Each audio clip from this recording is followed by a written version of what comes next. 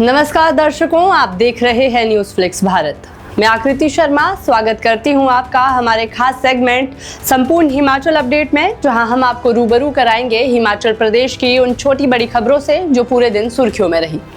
आज के बुलेटिन की शुरुआत प्रदेश की आर्थिक स्थिति और विकास कार्यों से करेंगे, जहां हिमाचल प्रदेश सरकार ने विभिन्न विकास परियोजनाओं और योजनाओं के वित्त पोषण के लिए खुले बाजार से 700 करोड़ रुपए का ऋण जुटाने का फैसला लिया है। वित्त विभाग की ओर से इसकी अधिसूचना भी जारी कर दी गई है।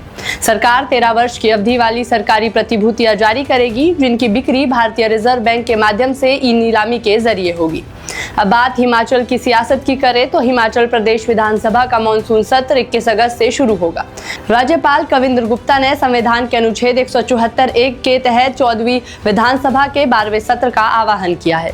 मानसून सत्र में सरकार की ओर से महत्वपूर्ण विधेयक, वित्तीय प्रस्ताव और जनहित से जुड़े विषय सदन में रखे जा सकते हैं। वहीं विपक्ष भी सरकार को घेरने की तैयारी में है, यानी मानसून के बीच विधानसभा के अंदर भी राजनीतिक पारा चढ़ने के पूरे आसार है। इसके साथ ही विधानसभा के मानसून सत्र से पहले प्रदेश में मंत्रिमंडल विस्तार और विभागीय फेरबदल की चर्चाएं भी तेज हो गई है। मुख्यमंत्री सुखविंदर सिंह सुक्खू के दिल्ली दौरे और कांग्रेस हाईकमान के नेताओं के साथ हुई बैठकों के बाद इन चर्चाओं को और बल मिला है। प्रदेश मंत्रिमंडल में एक मंत्री पद रिक्त है, जबकि विधानसभा उपाध्यक्ष का पद भी खाली चल रहा है। कुछ मंत्रियों के विभागों में बदलाव की अटकलें भी लगाई जा रही है। इसके साथ कांग्रेस संगठनों में सचिवों और प्रवक्ताओं की नई नियुक्तियों को लेकर भी गतिविधियां तेज बताई जा रही है। हालांकि अंतिम निर्णय और आधिकारिक घोषणा का इंतजार है। अब बात प्रदेश हित से जुड़े कुछ महत्वपूर्ण फैसलों की करें तो हिमाचल प्रदेश हाईकोर्ट ने भर्ती प्रक्रिया को लेकर स्पष्ट किया है कि अगर कोई पद केवल अनारक्षित यानी सामान्य श्रेणी के लिए विज्ञापित किया गया है तो उस पद पर चयन के लिए अनारक्षित श्रेणी का योग्यता मापदंड ही लागू होगा। मामला केंद्रीय विश्वविद्यालय हिमाचल प्रदेश की वर्ष 2017 की गैर शिक्षण पदों की भर्ती से जुड़ा था। अपर डिवीजन क्लर्क के 2 पद अनारक्षित थे और विवाद न्यूनतम अंकों को लेकर था। अदालत ने माना कि जब पद आरक्षित ही नहीं था तो उन पर आरक्षित वर्ग के लिए निर्धारित कम क्वालिफाइंग मार्क्स का लाभ लेकर चयन का दावा नहीं किया जा सकता। इसके अलावा भाखड़ा ब्यास प्रबंधन बोर्ड यानी BBMP परियोजना में हिमाचल के हिस्से को लेकर करीब 6 दशक पुराने विवाद में सुप्रीम कोर्ट ने महत्वपूर्ण टिप्पणी दी है। सुप्रीम कोर्ट में केंद्र सरकार ने कैशलेस स्टेटमेंट का प्रस्ताव रखा है। इसके तहत हिमाचल को लंबित बकाये का भुगतान नगद के बजाय बिजली के रूप में करने का सुझाव है। मामला 1966 से 2011 की अवधि के बिजली बकायों से जुड़ा है, जो करीब 13,066 मिलियन यूनिट बताया गया है। हिमाचल और हरियाणा केंद्र के प्रस्ताव पर सहमत है, जबकि पंजाब ने आपत्ति जताई है। अदालत ने पंजाब को अपना रुख स्पष्ट करने के लिए 2 सप्ताह का समय दिया है और अगली सुनवाई 12 अगस्त को होनी है। अब रुक करते हैं चंबा का, जहां मुख्यमंत्री सुखविंदर सिंह सुक्खू अंतर्राष्ट्रीय मिंजर मेला 2026 के समापन समारोह में मुख्य अतिथि के रूप में शामिल होंगे।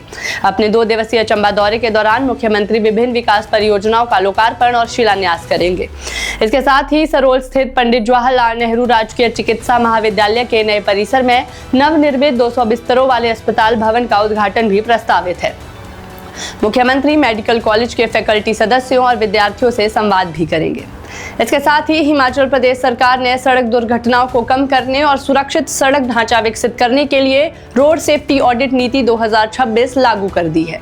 नई नीति के तहत लोक निर्माण विभाग के अधिकारी क्षेत्र में आने वाली प्रमुख सड़क परियोजनाओं का 5 अलग अलग चरणों में सुरक्षा ऑडिट करेंगे।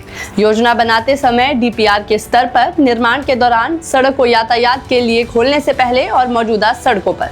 स्वतंत्र और प्रशिक्षित विशेषज्ञ सड़क की ज्यामिति, ब्लैक स्पॉट, संकेतक, सुरक्षा बैरियर, पैदल यात्रियों की सुरक्षा, चौराहों के डिजाइन और ट्रैफिक प्रबंधनों जैसे पहलुओं की जांच करेंगे और इसके लिए रोड सेफ्टी ऑडिट सेल भी गठित किया जाएगा। आखिर में मौसम से जुड़ी खबरों पर नजर डालें तो हिमाचल में मानसून के तल्ख तेवर फिलहाल कम होते दिखाई नहीं दे रहे। मौसम विज्ञान केंद्र शिमला के पूर्वानुमान के मुताबिक 7 अगस्त तक प्रदेश के अलग अलग हिस्सों में भारी बारिश की संभावना बनी हुई है। कांगड़ा, सिरमौर, ऊना, बिलासपुर, हमीरपुर, चंबा, मंडी और शिमला सहित कई जिलों में बारिश को लेकर सतर्क रहने की जरूरत है। बारिश के कारण भूस्खलन, फ्लैश फ्लड, जल भराव और सड़कों के बाधित होने का खतरा भी लगातार बढ़ा है।